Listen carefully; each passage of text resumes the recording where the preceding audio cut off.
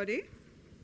My name is Penny Andrews, and I'm the Dean of the Law Faculty here. I want to welcome our students, staff, visitors, members of the Equal Education Law Center, and to thank Nolundi and her team at the Center for Law and Society for putting together this important event, this conversation between Justice Motseneke and Mr. Benjamin from the Equal Education Law Center. Last year we hosted a symposium to honor Justice Motseneke upon his retirement from the bench. And I actually invited Mr. Benjamin to be a speaker at that conference, and he wasn't available. Now he has the opportunity to engage. The topic, of course, is something that is crucial, essential to our quest for social justice in this country. But before I ask Nolundi to get the proceedings going, let me just tell you about our initiatives around Justice Motseneke. As you know, he's an honorary professor in the Faculty of Law. So we have to have him come and profess from time to time as an honorary professor, and he's been in 2017, this is his third visit. He came in March, in July, and now, and he attends classes, and he does all kinds of interesting events and important events like this one. But there are two things that's also flowed from our connection with Justice Motseneke and his legacy. The first is we have just launched the Justice Dikgang Motseneke Fellows. It's a fellowship program. It's in partnership with the University of Venda. And the idea is to choose fellows two fellows from UCT, two from the University of Venda, and hopefully will increase the numbers later on, to work at the courts. It's for students who are interested in pursuing a career in trial advocacy at the bar. And so the students will be placed with judges at the High Court, either at the Cape High Court or at the Supreme Court of Appeal, maybe at the North Gauteng High Court or the South Gauteng High Court. So this is the fellowship that's being that we've just launched, and I think it's just wonderful to provide particularly opportunities for those graduates, those students who come from previously disadvantaged communities and who really would be excellent trial lawyers. And then the second is the next issue of Acta Juridica will be dedicated as well to Justice Motseneke's legacy. We hosted the symposium, and so the volume will be out later this year. It's co-edited by Judge Dennis Davis and Ms. Tabith Masengo of the Democratic Governance and Rights Unit, and of course me. And so look out for the volume. It's a very, very interesting volume with some very good scholars and advocates and activists. And as I said, it should be out at the end of the year. So thank you for providing us with this opportunity to discuss this important issue. And now I hand it over to Ms. Nolundu Luwaya. Thank you very much to the Dean. So mine is just to give a very brief introduction to our speakers and to the topic for today. I'm going to start with Justice Motseneke, who I think needs very little introduction, but I'm going to try and do a short one and with justice. Justice Motseneke, obviously, as we all know, is the former Deputy Chief Justice of South Africa. He served as Deputy Chief Justice from 2005, and for a period from 2013 served as Acting Chief Justice. He retired from the Constitutional Court in May of 2016, before sort of becoming an illustrious jurist and one of our leading legal minds, Justice Motseneke has a long history of involvement with various political struggles. He served some time in Robben Island, and he really is a towering leading figure both in the world of the law but also in South Africa generally. And then he will be speaking today to Mbegazeli Benjamin, who joins us from the Equal Education Law Center. Mbegazeli studied law at Wits. He is born and raised in Joburg. Born and raised in Joburg for his sins. And throughout his time at school and in university, Mbegazeli has served in various positions related to social justice activities and activism. He joined the EELC having been with SERI, the Socio-Economic Rights Institute, where he served as both a fellow and did his candidacy. Today, our two speakers are going to be engaging one another on the issue of the right to education and sort of grappling with what it is that the Constitution envisages when it comes to the right to education. The format for this evening is going to be that the Justice is going to speak for about 20 minutes. He's going to share with us an extract from a paper that he wrote and published on the question of basic education and education in general. Following that, he will then be in conversation with Umbegazeli for about another 20 minutes, and then we'll open up to the floor for some questions and some comments. So I'm going to hand over to you, Justice.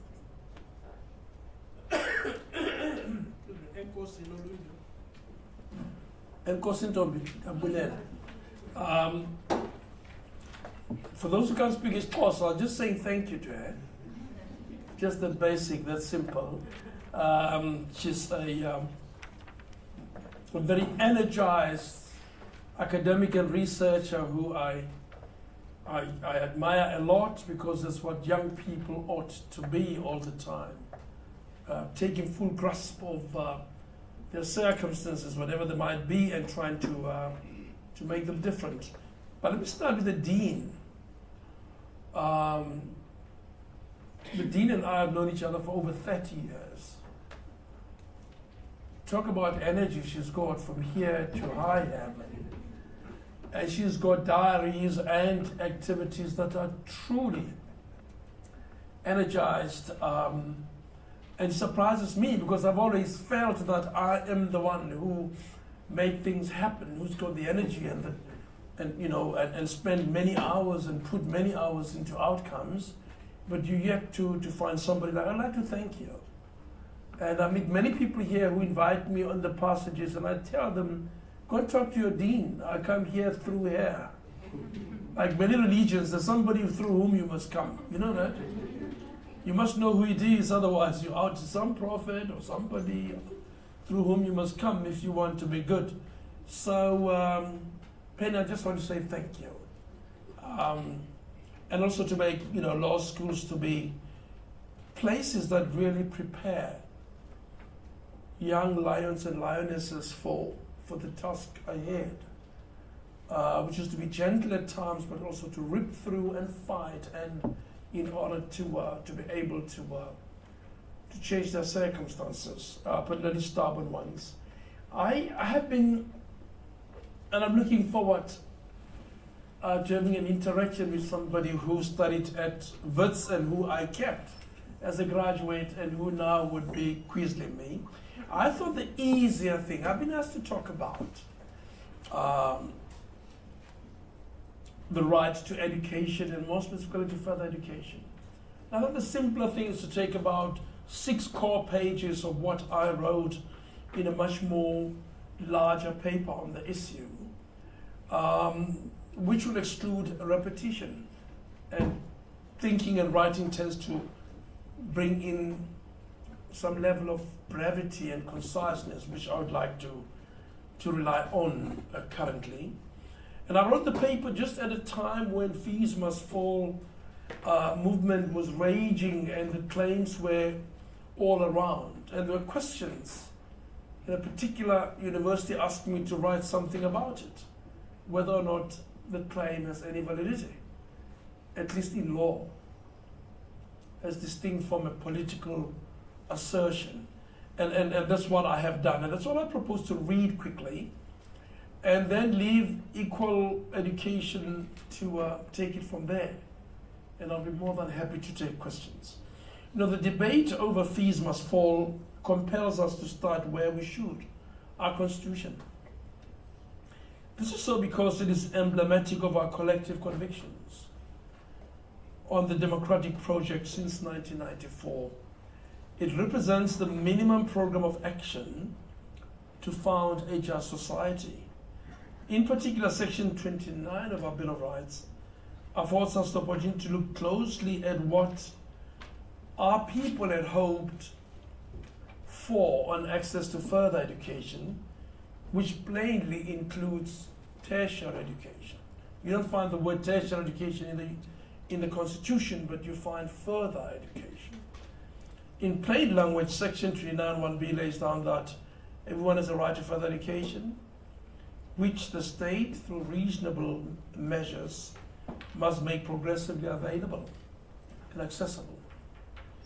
Now, our posture on higher education places us in good company.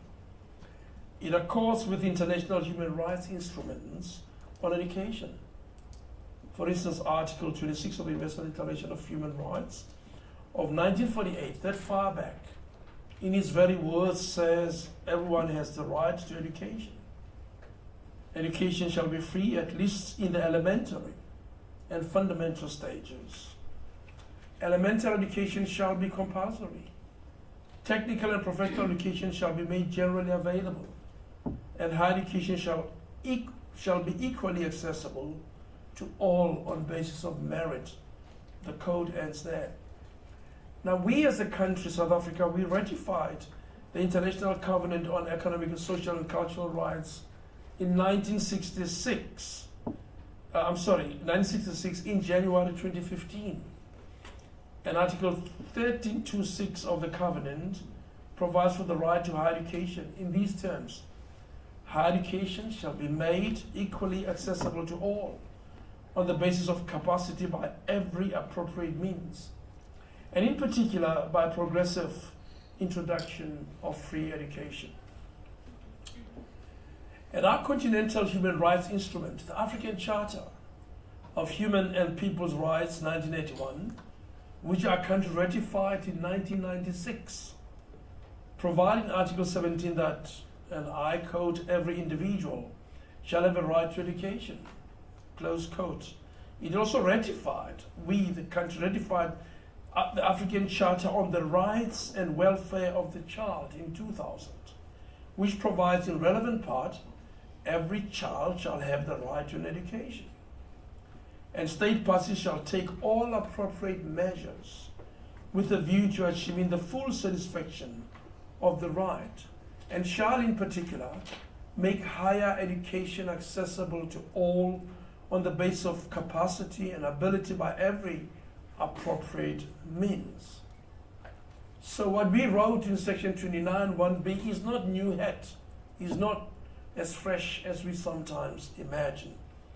Returning home, our constitutional covenant settles the state with the duty through reasonable measures to make further education increasingly available and accessible. Now, this is hardly surprising. The demand for doors of learning to be open to all has been a core demand of our long, glorious struggle over centuries. More so, the devastation of colonial exclusion left many destitute. Only the state could effectively bear the burden to bringing further education to the people. There's an obvious duty that we had to place on the new state that we're establishing. So the entitlement to further education is to be contrasted with the right to basic education and adult education, which the state must provide universally, without the qualification of progressive access or availability of resources. So the Constitution doesn't qualify those two, adult education and basic education. It's a plain entitlement, and the reason is pretty obvious. The Constitution makes the rights to have access to housing and to other social amenities such as healthcare, food, water, and social security subject to express condition of the state's available resources. Strangely, the Constitution is silent on whether access to further or higher education is subject to available resources. The provision itself is silent, as it is subject to progressive realization. So the provision has progressive realization, but not availability of resources. Now, I say in the paper, without making a lawyer's fine point between the differences in the wording of section 26 and 27 on the one hand and section 29 1b on the other, it is justifiable to conclude by interpretation that the guarantee to have access to further education is subject also to available resources, though the Constitution is silent on that particular matter. Even that said, here is a fundamental issue. Since 1994, the state was obliged to devise and implement a master plan that would afford at the very least its citizens universal and quality basic and adult education, and an increasing access to higher education. The plan had to be reasonable, transparent, capable of prompt and effective implementation, and well aligned with the social objectives of the people in the country. Those who are schooled in constitutional law would know that, in fact, there I'm quoting Grootboom, which tells us what kind of plan a state is obliged to devise in order to fulfill a socio-economic right. A plan of that order would have regard to the spatial and demographic, economic, and budgetary imperatives of our land. In short, the plan of a state had to be reasonably capable of affording universal access to quality basic and adult education, and over time, increasing access to useful and quality higher education. Implicit in all this is that the state is obliged to prioritize, and indeed sometimes reprioritize, resources in order to give prompt effect to access to all education, including higher education, progressively. So, and we know it can be made if you can give 1.5 billion to South African Airways. You can give that to the students so they can have access to education. So the demand for free access to further education, obviously including university and FET education, is a good one in law. The claim has always been embedded in the objectives of our long struggle for freedom, and is now rightly located within the democratic project as represented by the collective constitutional pact and international human rights instruments. The entitlement access to higher education is open to a limitation, provided it is reasonable and justifiable in an open and democratic society based on values such as ours. Limitations that might be constitutionally permissible may include, for instance, an admission requirement of merit, or of channeling students to a course selection that is likely to help enhance research or to grow the economy, or other limitations closely allied to a compelling societal need. But the state or its universities cannot every year hike university fees and still assert that they are complying with the constitutional injunction to make higher education through reasonable means progressively available and accessible. The higher the fees, the more education will be commoditized, and the lesser are the people who will afford access. At higher education level, Professor Bizoli, a former Deputy Vice Chancellor at WITS, draws attention to the doubling of number of university students between 1994 and 2014, from 500,000 to 1.2 million. But the increases were not budgeted for. And she explains that the result was that the government funding of universities decreased from 50% to 40% of university budget. That shortfall had to be dealt with. Part of the result was bigger and bigger classes, which meant less attention to students. Donors did increase funding slightly, but the biggest increase had to come from student fees, which pitted students against our university. Let me repeat the point in this way, and I'm ending now. We must smell the coffee. Rising higher education fees must and will reduce progressive access to the sector. A specter of a permanently rising fees will bar access to higher education and frustrate the constitutional injunction. Inequality will remain stubborn as social distances increase. Through the demand that fees must fall, our youths are invoking a complex grievance about an incomplete and inchoate transition from a colonial and racialized injustice to a society prefigured the democratic project. Their grievance points to a faltering social transition dogged by economic exclusion, poor governance, wastefulness, raiding of public resources, and predatory tendencies. And there the relevant part of this talk ends. To summarize clearly, the point is, look at the Constitution. It makes provision for Section 29(1)(b).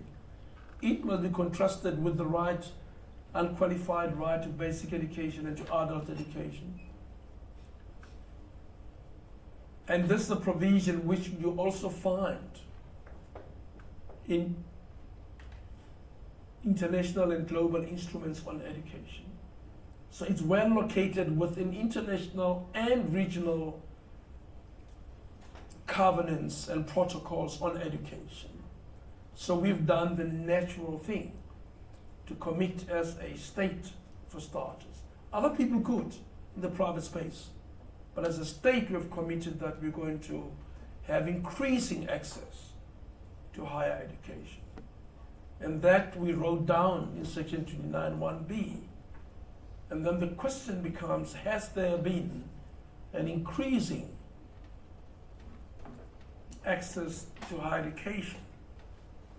And whether, as and when fees increase annually, keeping trend with the CPI and other inflationary forces, you actually are increasing the ability of poor people to gain access to tertiary training.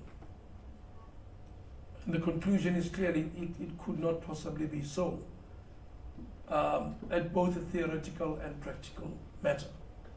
I stop there. That is my presentation, and the paper is available, and you can Google it quite easily, and you'll find it available, and you can read the full text of the paper. Thank you.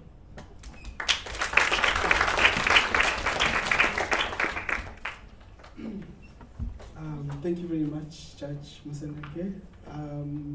My name again is Mbegazeli Benjamin. I'm from the Equal Education Law Center. Before we get to discussing your talk, Judge, I want to start with Prof.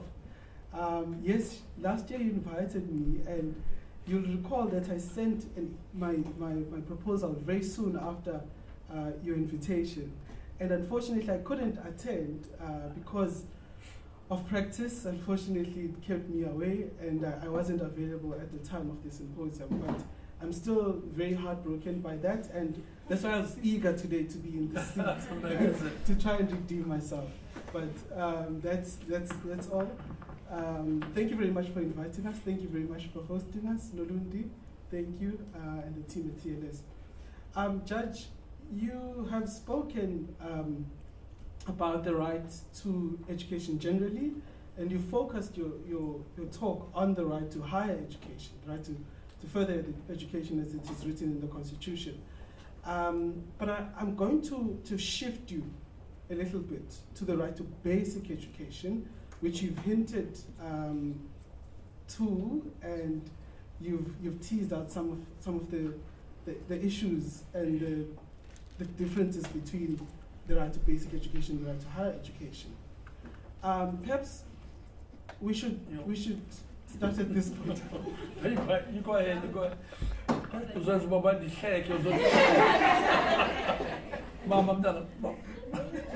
Yo.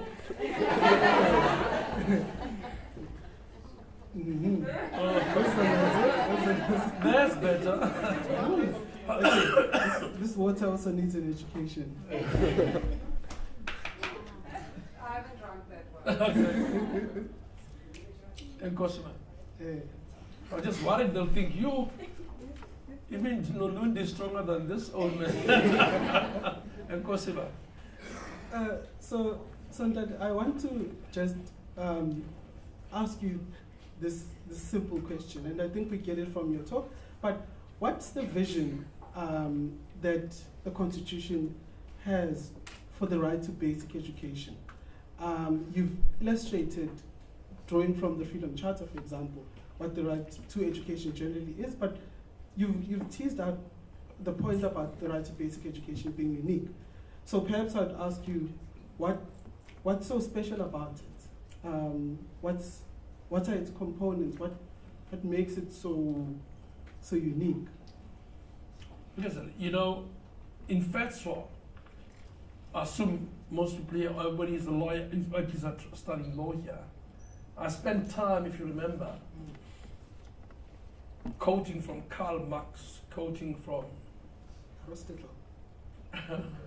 The Bible. From Aristotle, and I quoted from the Bible, and I went to the Holy Quran, and I went to the Gita, and I quoted every thinker in the world. I went to German philosophers, and I went to American philosopher, Hans Keller, and everybody, and I said, this is what they said about education. And I went to indigenous African idioms around education. You hardly will find a society, present or primordial, that didn't appreciate the value of education. It's ubiquitous, it's pervasive, it's self-evident, frankly. Whether it's said by Nelson Mandela or it's said by Mahatma Gandhi, Plato, Aristotle, it is all there and we know what it is. Essentially is, when I talk to young people, I always say, look at a cub, a lion cub. Very quickly it gets taught how to go hunting. Because these are predators, that's how they live. Very, very quickly they get taught how to go hunting.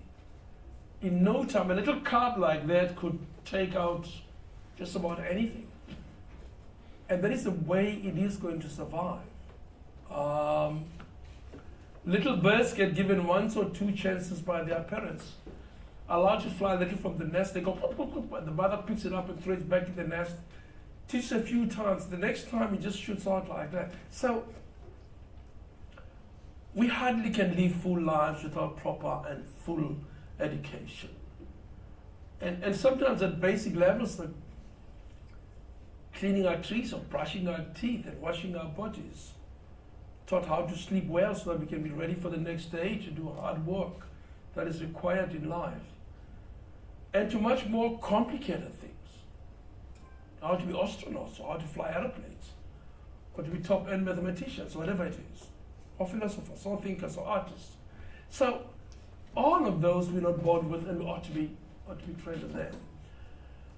And if you think, as I say in the paper, over the years, over the many, many years, all the demands that oppressed people around the world have made have been around education. And in fact, so I draw attention to oppression and education. In many cultures, women were kept out of studying in order to oppress them thoroughly and fully. Slaves were not allowed to study. And slaves which were caught studying, you remember, they were hung from the nearest tree. And you can go right through millennia, you'll find that there's this close relationship between hegemony,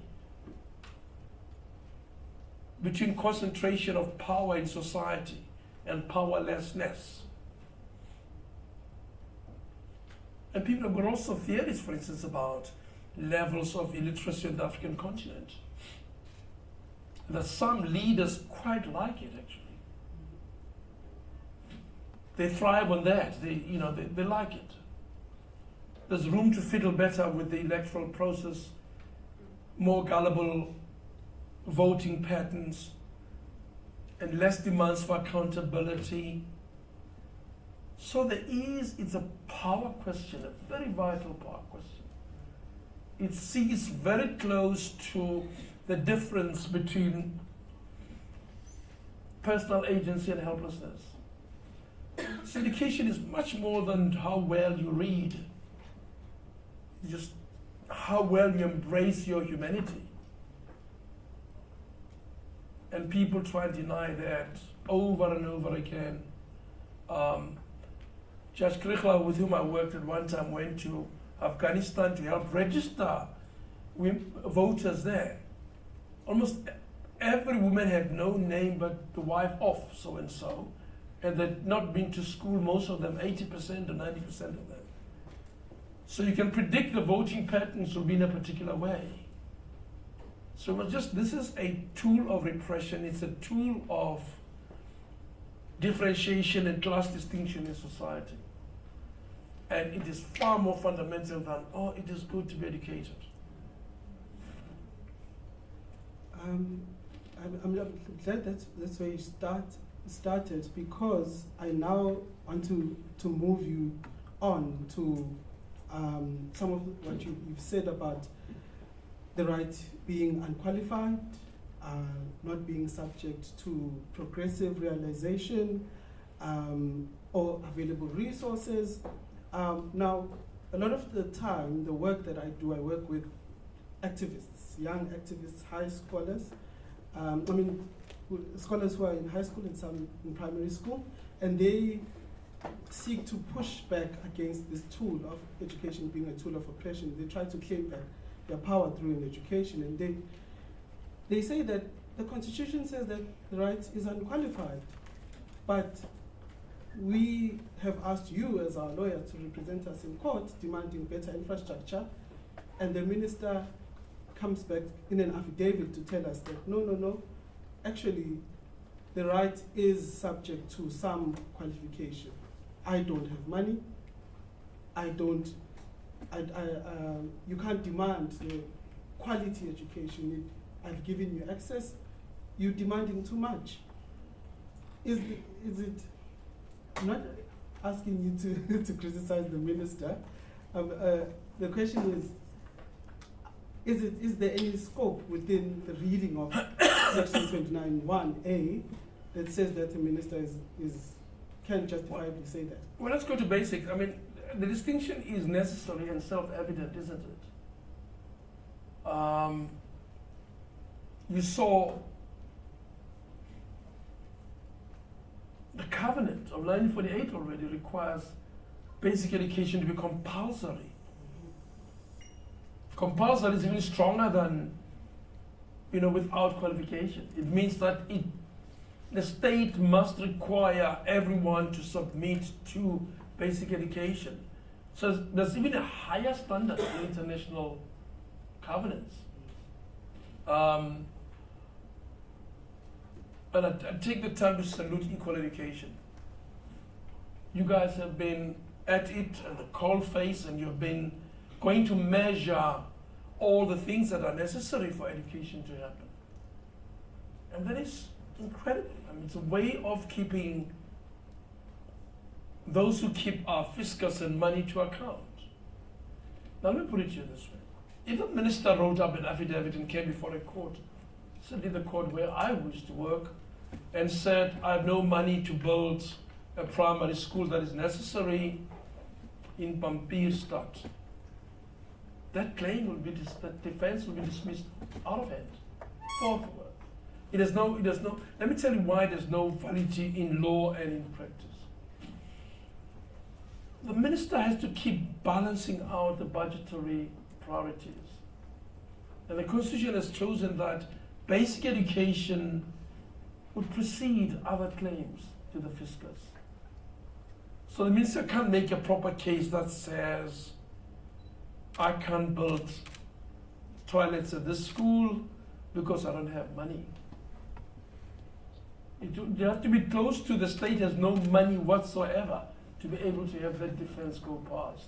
So it's an unqualified, I'm afraid it's an unqualified claim, and for a very good reason. And does not being qualified mean that you can get full access to education tomorrow?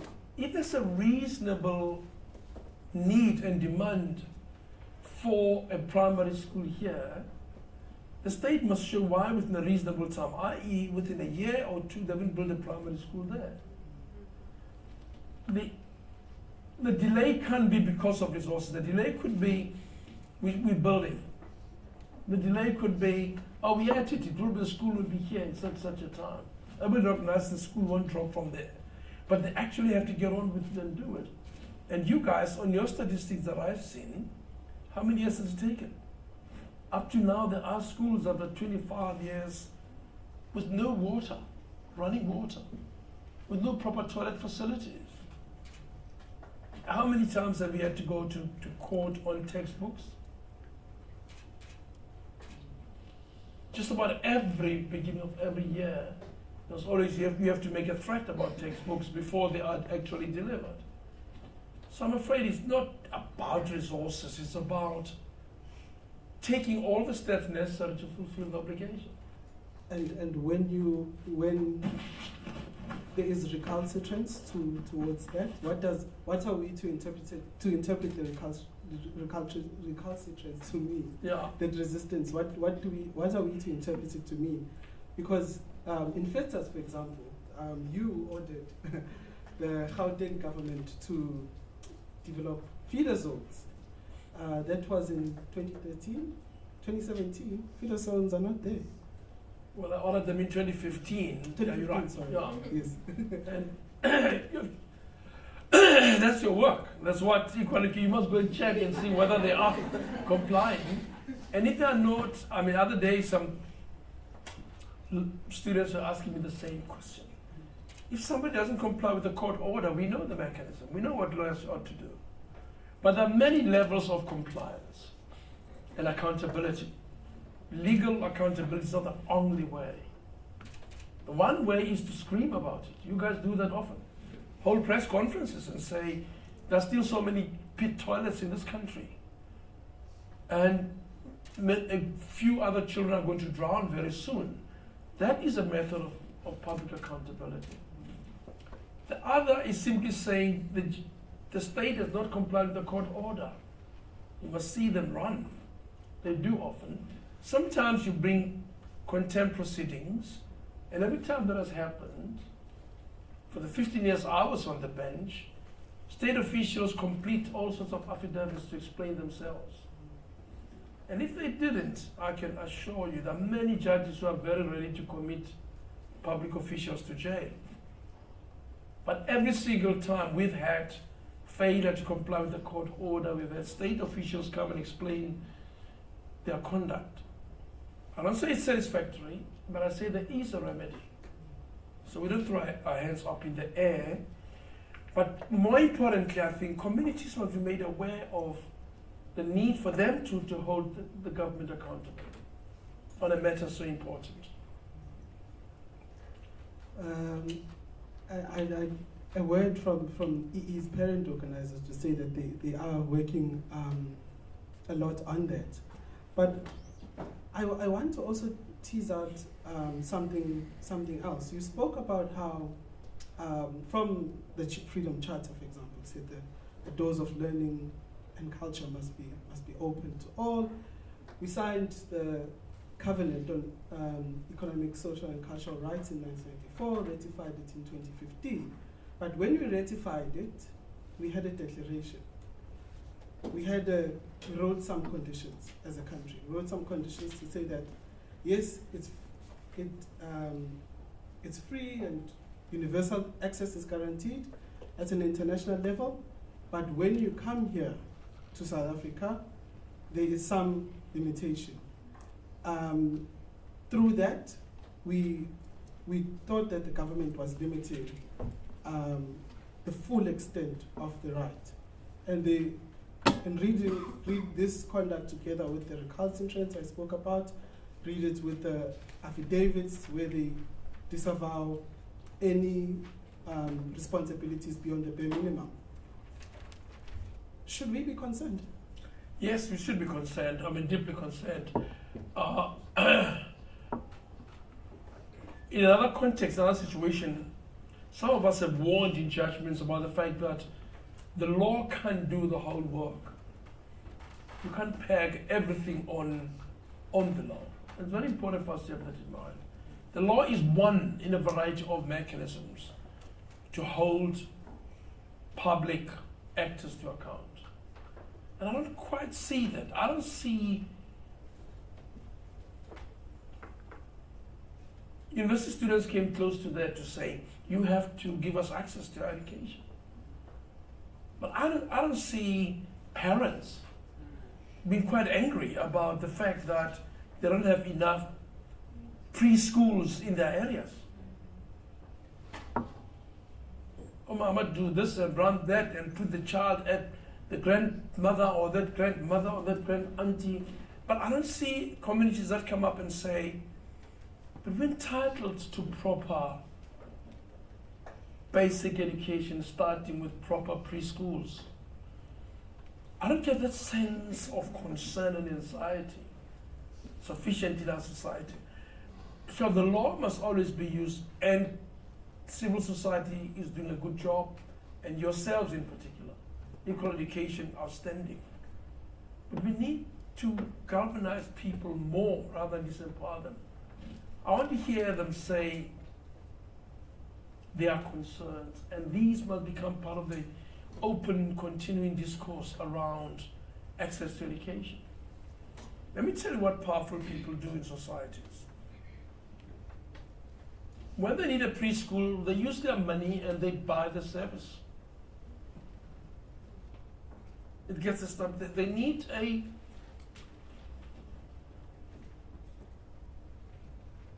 private school, they get built. And they pay for it. And they make sure that it's of the quality and the level that they require. So in short, they trade with their money.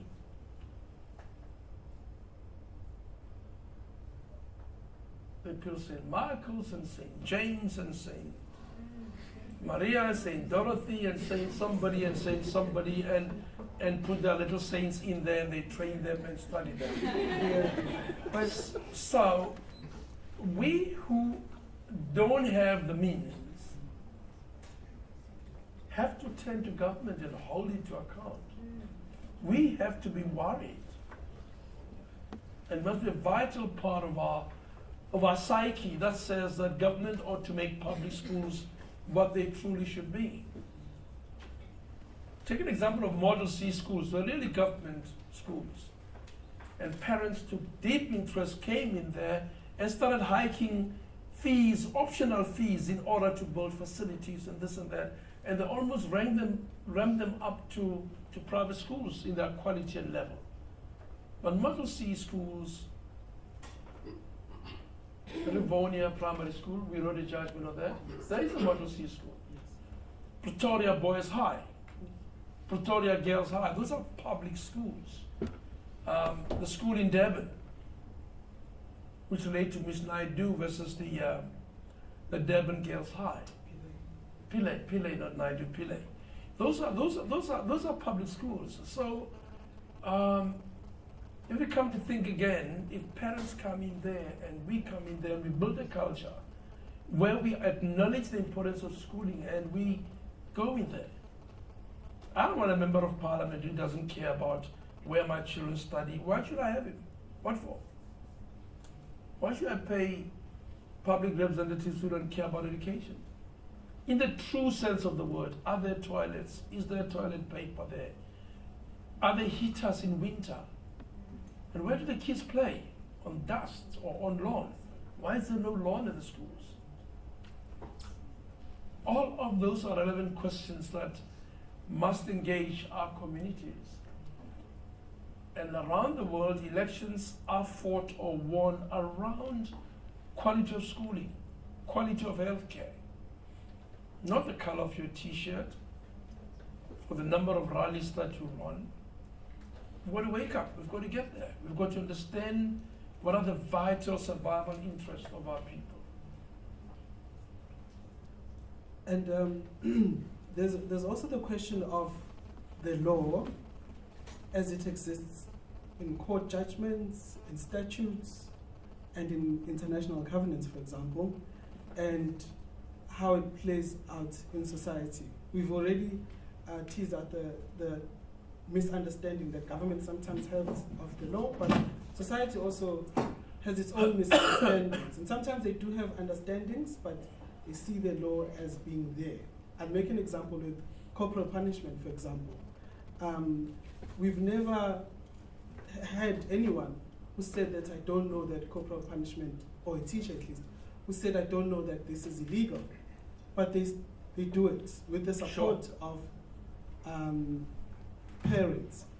So now my question is, how do we bridge the gap between the law as it exists on paper and the law as it exists in society? And people know about the law, so why is Difficult question, and I think it's anyone's guess is just as good. Frankly, probably judges would know less about that than most activists on the ground on how you galvanize people around. In the 80s, when I was an activist and around here and defended many other activists, that's Education Crisis Committee. There was committee around rent, about forced removals, about forced evictions, about, those struggles were fought on those bread and butter issues. And people took serious rent boycotts. If the rent goes too high, you can't afford it, okay? Etc., etc., etc.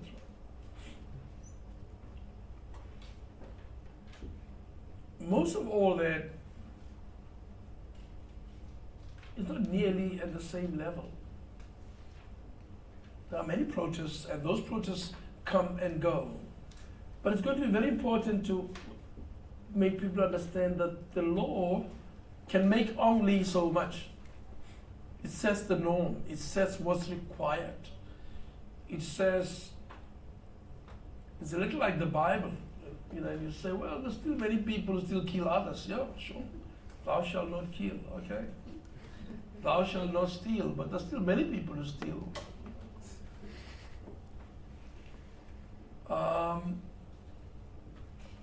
So that gap is ever there, ever present.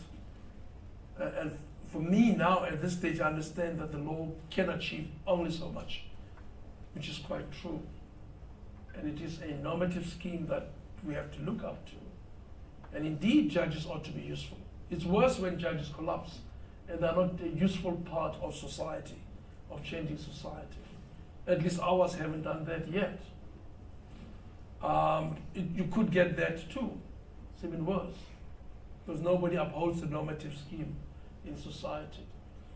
But frankly, maybe the time has come back again to go back and say, to create a whole range of crisis committees that speak to our public representatives in a serious way about whether we need to save Transnet or to save education.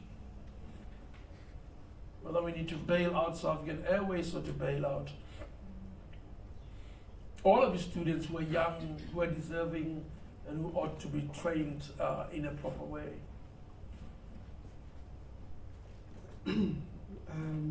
Thank you for those insights. If it were according to me, I would have this conversation with you the whole night. I would hold you to myself, but unfortunately you have an audience present, and I'm sure many of them are eager to ask questions. But before I open it up, I have to close with this question. Looking back at some of your judgments, Ermelo, for example, where you said that the children should be accommodated in an Afrikaans speaking school, and there should be a way that is found for them. Is there any judgment sitting today that you thought, I should have gone further than that? I should have not just stopped at saying that the SGP and the department should go back and discuss, as Rivonia, as what happened, as the court did in Rivonia. Are there any court judgments where you say, we should have actually just decided, and then especially in light of the circumstances where children are out of school? Yes, I mean, the answer is yes. I think certainly so. I know the next question is going to be which ones? And I'm not going to go to which ones, but you should appreciate the fact that judges are required to keep the scale even all the time. Academics on Ulundu, they resolve things here and here on paper at a theoretical level, and they say, this is the solution. Bang. This morning, yesterday, I was teaching customary law, and somebody said to me, You guys removed all of male primogeniture and left nothing behind. I don't know what you leave behind of male primogeniture. You should uproot all of it, huh? The primacy of males over women, over females is undesirable and shouldn't be there in any culture. So the debate is there all the time. Should they have removed it all? And I'm sure there will be other and better and finer ways of doing it. And that's what I hope the new generation will do that. But around education, I think we've wrestled with very difficult questions. Remember the initial response after 1994, particularly Model C schools, was resistance. Many predominantly white parents who could not afford private schools themselves wanted to keep the Model C space to themselves, because they had converted it into islands of excellence, though the government was funding the salaries of the teachers and everything else. So there was if you look at all those Woordschool Welkom and Woordschool Ermelo and Woordschool, all the Woordschools were fighting back, trying to keep others out. And one of the ways was, of course, the language policy. If you leave Afrikaans in place, you're welcome to come and study here, and nobody would come. I don't think it would be very easy to study geometry in Afrikaans. I don't think it would be. If it's not your home language, in other words. So most of the battles were tough. If you look at them, they're all battles around who controls this place and what powers does the HOD have to tell us to do one thing or the other. And in Emily, if you remember, I held that HOD has the power and can intervene when there is an obvious breach of the duties that an SGB has. Again, in FETSO was SGB saying, don't tell us the conditions we put for admissions. And the conditions that were there basically were to keep mainly black urban kids out of those schools. And one of the ways is you must show a pay slip, for instance. If you don't have a stable pay slip, or they think it's not enough money, they keep you out in a public school, out of a public school. So those are the battles at the time. Still are continuing, by the way. Yeah, those are still continuing. And if you for lack of a better word, a working class white parent, and you see this flood of black kids coming into your school, depending on your worldview, there'll almost be a tendency to use the SGB to sort of create a space that you are comfortable with. So that battle has been there. But we as judges have to always look at the scale, make sure that all parents, all children are looked after and their interests are protected. And white children are entitled to care and compassion and treatment as black children are. So you always go to MLO, you don't to root everything out, nor can you hold that Afrikaans is not a legitimate language for teaching. But you can't say, well, you must have a policy that allows those who can't speak Afrikaans to be able to come in. And that's the kind of balance that judges ought to display, even in difficult circumstances. Okay, fair enough. I'll let you off on this one occasion, because there are many questions in the audience. Yes, ma'am, noted you. Oh, fantastic. Thank you. Okay, so the questions are actually not just directed to Justice Moseneke, but to both of our guests this evening. So let's have some hands. I think we have some roving mics. So I see Tando, the lady in the back, and is there did you have your hand up? No. No. Yes.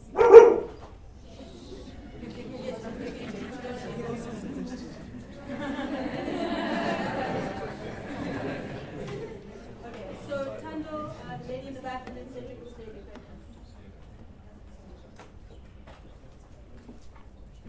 Good evening, sis. Good evening, Tando. I wanted to ask, do you believe that the state has got a constitutional duty to make sanitary pads, panties, as well as adequate sanitation facilities available in basic education, so that especially indigent females can access or be able to attend school.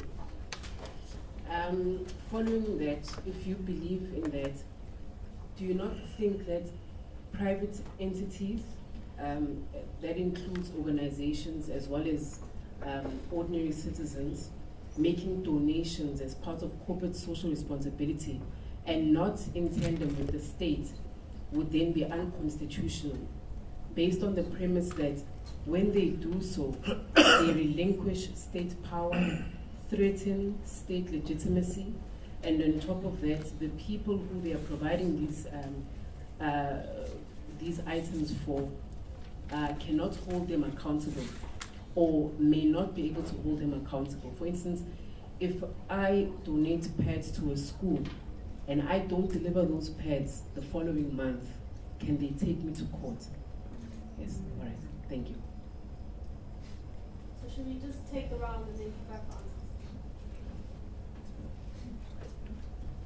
answers? Thank you. My name is Sylvia Hammond. My question is directed to Judge, please. I'm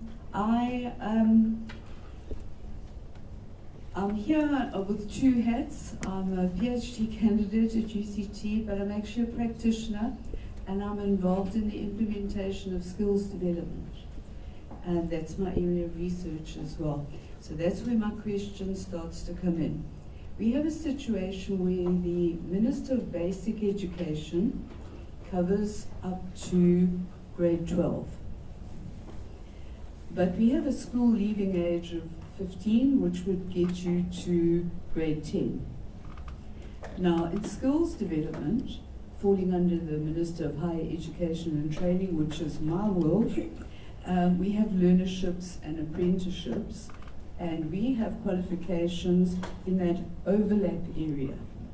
So if I could put it to you this way, it's a grey area of what constitutes basic, which is why I'm so interested in the right to basic being absolutely unqualified, because then my reasoning starts to tell me that what is the definition of where does that unqualified right sit?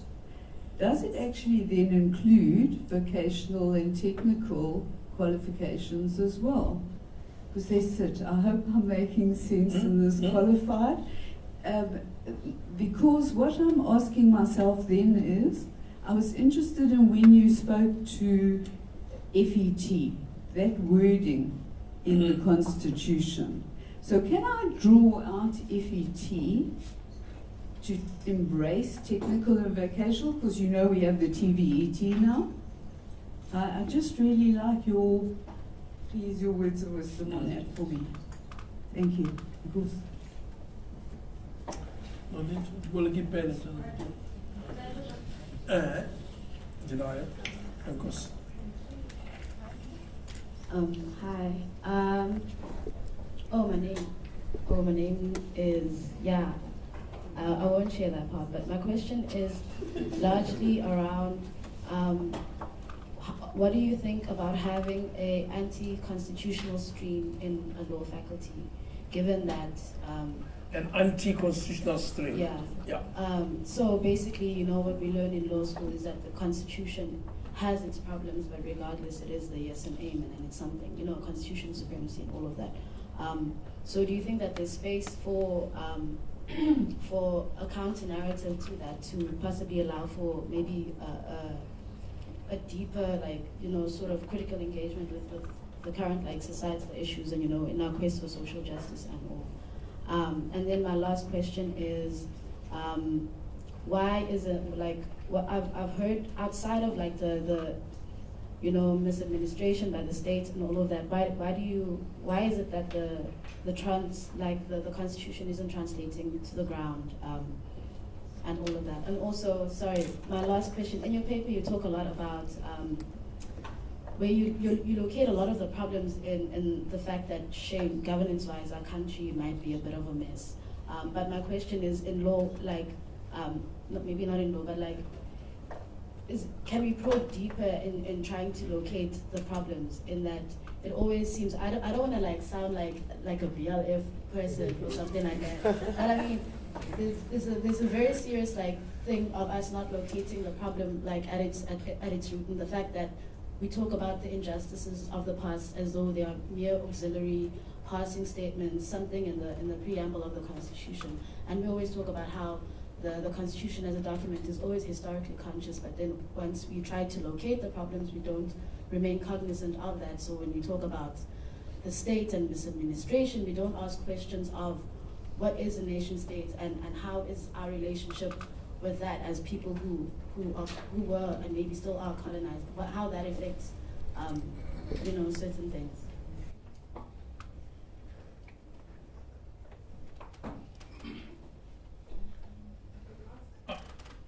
Yeah, we have 4 difficult questions. I think I think this should be sufficient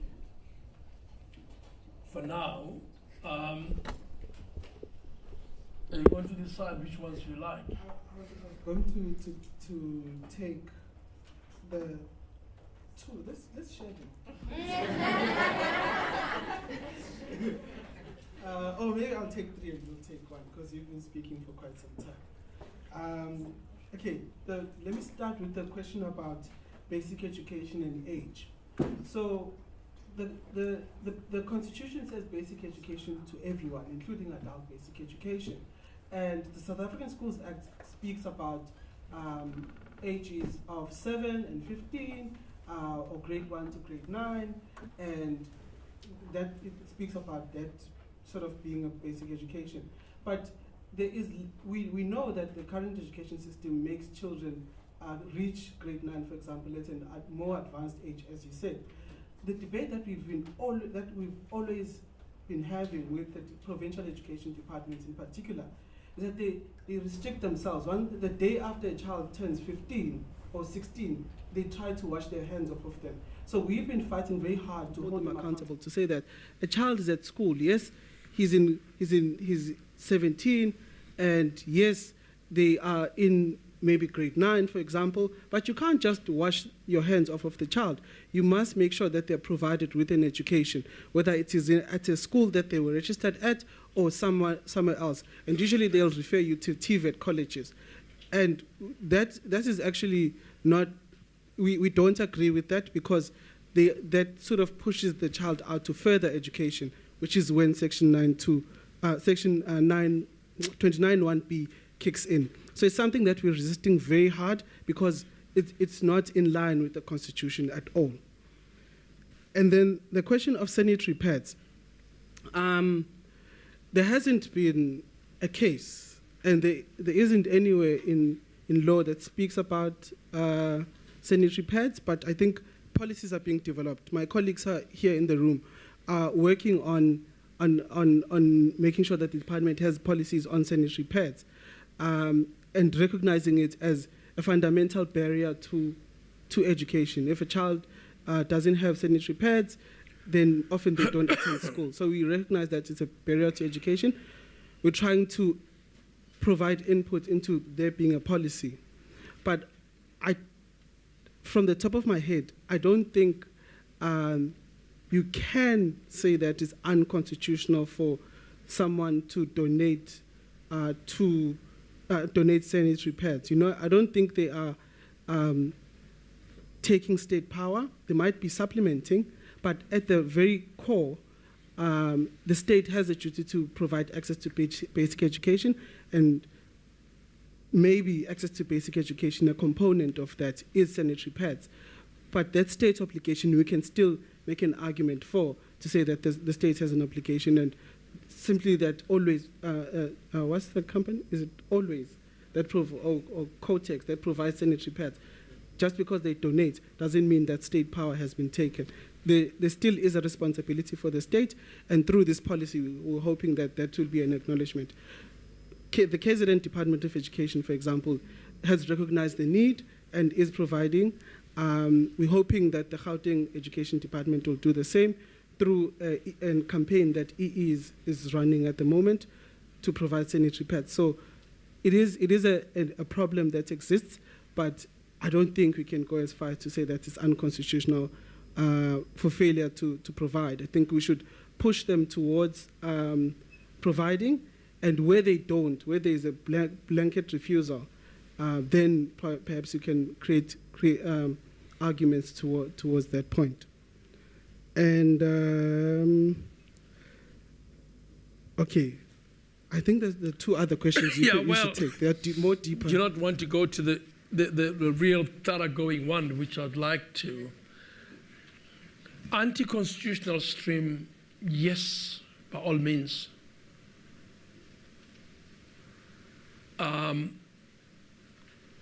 Not everybody should be dancing around the same fire and lauding the Constitution and its values.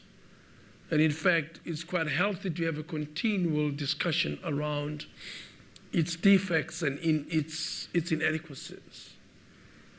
What becomes interesting and challenging is how to operate in practical terms outside the terms of what is the prevailing ruling pact, if you like. And that's what the Constitution is. If you're going to look for even the most activist judge sitting on a bench, they are bound by certain limitations. There are boundaries. And those boundaries you have to seek somewhere. And that is within the normative scheme that is operative. If one doesn't like the normative scheme for good reason, and I think there are many good criticisms. If you go and look at some of the papers I've written, I've shown some of the deep defects in the Constitution. In fact, I did that even whilst I was sitting on the bench. So the complicated question is, if it's a theoretical position of being anti-constitutional and there's a stream that allows that discourse that is wonderful, at a practical level, if you're going to change the tenets of the Constitution, you're going to need the majority of the people in the country adopting that particular position. And of course, you adopt it ultimately by having sufficient conversations and discourse that would become more ubiquitous and more comprehensive. I remember at the time of our struggle, we often were totally anti the colonial apartheid arrangements that we lived under. And that discourse and struggles were strong enough and became sufficiently widespread and with popular ground support that ultimately the apartheid government caved in conjunction with economic contradictions that arose. So yes, we should have an anti-constitutional stream, debate it, but at a practical level, you're going to change that only if, in fact, you have a groundswell of people. Let's take a simple call like, let's say one particular official in government must go away. If that requires a voting, you're going to need a certain number of people who are going to vote for it to happen. Outside those kind of conversation, of course, we've got anarchy on the other side. So societies move within parameters that have been set until the majority of them actually agree to change. Take our electoral system. Its bane and its limitations are quite well known, but you're not going to move them around. I mean, it's a system where party bosses have incredible hegemony and power over the system. And in fact, by and large, party bosses are the ones who prosecute the democratic life of the country.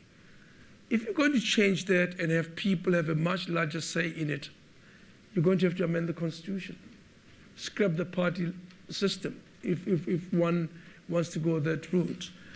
So it's a very interesting point to make. And the second point you make is that shouldn't we go and look at the primordial, the fundamental core contradictions in society, rather than look at misgovernance. It's a good point to make. But once you've done the analysis and you've identified why, for instance, the means of production in any particular society are concentrated in a particular area, and such means of production include land, by the way, or capital, or skilled labor. Those are the things that produce wealth and jobs in any society.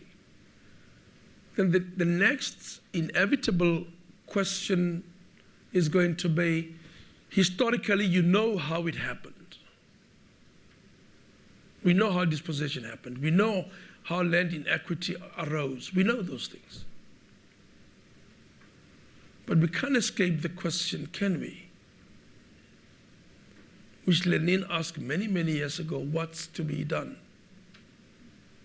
So once you've found the fundamental sources of inequity in any society, the contradiction and unevenness, patterns of exclusion, and unequal power relations, you still have to say, what do I do with this?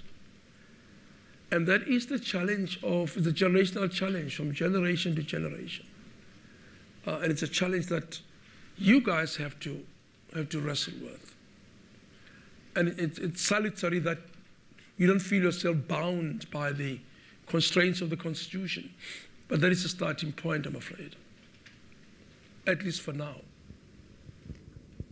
And if I can just chime in at that, the last question, on a more practical level, we do look at some of the historical causes of some of the problems that we have. And I'll make an example of, for example, school funding. We understand that, yes, some provinces get allocated money, and some provinces spend it better because they're better governed. Others don't spend it so well because they're misgoverned. But when we looked at the problem, we identified that the problem goes much deeper than just misgovernance. So even if a province like the Eastern Cape, KZN, Mpumalanga, or Limpopo, was governed to the highest possible standards, there'd still be inequalities and inequities within the system because of the historical issues around development and of the education system in those provinces, which is why we are saying that those provinces should be given a lot more funding than they are now to account for the rural nature of those kinds of provinces. So, the rural nature of those provinces, as we know, is a historical design. So those are the questions that we, at a more practical level, day-to-day basis, that we think about in approaching some of the problems. We don't simply say the Eastern Cape is corrupt or is misgoverned or whatever. We looked at deeper questions like the history and how some of these problems have roots far before the Constitution ever came about. So time is not on our side. Are there any more burning questions or comments? 1, 2. Okay, so if you could, sorry, Jamie, could I ask you that the judge will still be around afterwards? We're going to have something to eat. So I'm going to take Not much around. I'm able to be here only up to 6:15. Okay. And I have to run for dear life to catch a flight after that. Okay, so the lady in the really nice jersey. Thank you very much, Justice Moseneke and Mbegezel. I have a question, tagging on to my brilliant student's question earlier on. But from a different perspective, much has been made about the obligations owed to the state and the Constitution's inadequacies. My question is about the Constitution's possible excesses. Specifically here, I'm posing a question Justice van der Westhuizen posed, I think, in another decision about constitution-free zones and basic education. What do we do with schools who, for religious reasons or other rights in the Bill of Rights, actually restrict either access to education to certain students? So, for instance, religious reasons excluding gay students and whatnot and so forth, especially considering that they are performing a function that our government is admittedly failing at. how do we tackle that particular conundrum? Sure, thanks. Good evening, Judge. I'm Kinsani from the Legal Resources Center. Okay, I just have two short questions. My first question goes back to what you mentioned in, I'm not sure if it was your answer or if it was part of your paper, where you mentioned that other people protest with money, and in our communities, parents just never complain about preschools and the condition of the creches and all that. So now my question is, how do we actually address that when you come from a township and your mother is up before the crack of dawn and is on a bus traveling an hour to go work for the same person who protests using money, who is busy building your St. Joseph's and St. Dominic's, and by the time your mother comes back, you are in bed sleeping. So you don't even have contact to your own mother, but then you're like that somebody else has more time with your mother than you actually do. So your parents don't even actually know what your actual daily needs are. So there's no time for you as a child to complain. So you end up thinking that it's actually normal for me to not have a toilet at school. You come home thinking it's actually normal for me to not have toilet paper, etc., etc. Okay, so how do we address that? Because we have parents that actually get on the bus or taxis and travel for long hours, and they never actually did to actually protest and actually demand these services. And my second question has to do with early childhood development centers. So does the right to basic education include early childhood development centers? Because I think Bekezeli just said now that it has everything to do with grade 1 to grade 10, which is the age of 7 to the age of 15, 16. And also, I just want to read a quick fact where it says that the first 5 years of a child's life are fundamentally important. They are the foundation that shapes the child's future health and learning achievements at a school and life in general. So isn't it time that we have policy that actually enforces and strives to implement that the right to basic education actually is included in early childhood development centers, because grade R is just not recognized as a real entry level, but grade 1 is. But then in most schools, they will not accept your child if your child hasn't been to grade R or grade 0. So how do we address that? Okay, that's all. That's all, thank you.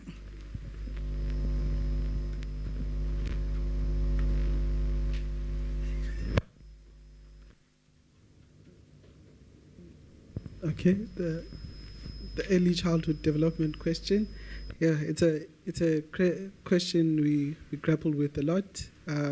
My boss has written a whole thesis on it, on early childhood development, and especially from an international perspective, and whether we should actually be recognizing it.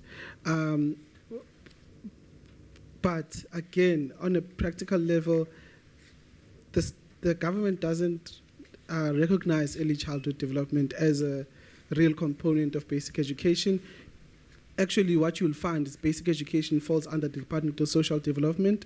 Early childhood development falls under the Department of Social Development, and basic education from grade 1 falls under education departments. But we've seen progress. Before, grade R used to be optional, which was pre-grade 1, 6-year-olds, or up to 6-year-old. But now, more and more schools have grade R, which is some sort of a recognition of the importance of primary school to the general system of education. So it is a problem that we have, but there is some movement in that regard. Perhaps we should be moving faster, but I suppose that they'll bring up all kinds of questions about resources and everything that we spoke about earlier. Thank you. Just to that point, of course, the definitional question we're dealing with now. When the Constitution, we couldn't anticipate all of the complexities. We talk about basic education and further education. Adult education, basic education, further education. And there are no definitions of what basic education is, which ties in with the question that the lady asked earlier. So departments and policies have been developed that cut off 15, that cuts off grade R is in and is out, and early childhood development is also has been carved out generally. None of these have been tested, nor have the right to access to iPads, to pets, did I say iPads? Late sanitary pads, sorry. Late in the day, I apologize. But none of these have been tested as we evolve and going forward. But it's going to be quite important that we do so and have the debates as well as the challenges, particularly from civil society and other entities to deal with these questions. Absent these, we're not going to, you see, the discussion today has been about quantity. We haven't talked about quality yet. In the paper that I'll tell you about, you'll see at the end of statistics about the quality end of, we have 98% of access, of almost universal access in basic education. The attrition rate is frightening. By the time we get to grade 12, we would have shared off something like 52% of all students who started at grade R. For back of a letter, we're diluted all the way from grade R to matric. And when we celebrate and have all these big parties and TV stuff, you're going to find that of the remaining students, nearly 70% of those remaining will really be getting a school leaving qualification. In other words, one that would not necessarily admit them into a FET or university. So in fact, it becomes a very dumping ground for those who would have moved from R to 12, and they can't go any further than that. So the stream, people who end up at universities and FETs, is amazingly small. The few percentages, just more between 12 and 18% who get that far high. So the system is ailing in a number of ways, which I discovered when I retired and I started doing some research on the numbers. So you guys are very, very privileged to even go through that whole malaise to end up at a university, because if you look at the attrition rate, it is truly frightening. There is a quality end of it. The quantity we've got right for now. Let me go to the difficult question. How far does the Constitution's power run? Are there constitution-free zones? And this issue came up today, earlier, when we were talking about, I'm trying to think which class it was now. I've had 3 classes in one day, so I'm trying to think which one it is. But we're basically talking about the response of the Constitutional Court in De Lange. And where Justice van der Westhuizen properly so asked the question, which I chose not to ask, nor to answer. And he asked the question because the matter could be disposed on another basis that was, 1, less difficult, and 2, I didn't know what the answer was. And here is the conundrum.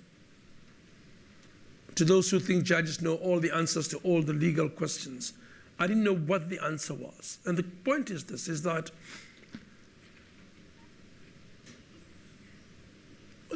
does the Constitution regulate and rule over all spaces of our lives? Do we go with the Constitution into when we brush our teeth, into the shower, when we get into the mosque, and when we get into the temple or wherever else? And is there a distinction between positions that people hold? In the example of De Lange, the Reverend De Lange was a reverend of a particular dogma. And that dogma had its own definitions of what marriage is. And the question is whether she's entitled to constitutional protection when she actually adopts a position that is inconsistent with the dogma which is supposed to propagate. So in other words, I'm saying, are there differences between what the Mulana says or what the rabbi says, or what the minister says, whatever, any one of those religious leaders says, and what they do, and if that is a relevant question, should the Constitution regulate that? In a particular religion, for instance, I think Justice Sachs talked yesterday about circumcision, whether or not you could actually use the Constitution to influence the practice of circumcision. Or is it the terrain that properly should be left to religion? I don't know what the answer is to those difficult questions. I don't know at what point, at what level should there be effective entry of the Constitution. If you were to keep out people because they are gay out of a public institution, I'll be the first to say you can't do it. And the court has said it over and over again, you can't do it. But can the Constitution do that in relation to every activity? And I don't know what the answer is. I don't know whether, if in a particular cultural setting, only girls are allowed to eat eggs and boys not. Is that a matter of genuine and legitimate constitutional consent? I don't know. Assuming there is harm attended to that, ought the Constitution to dive in there and regulate that situation? I really don't know.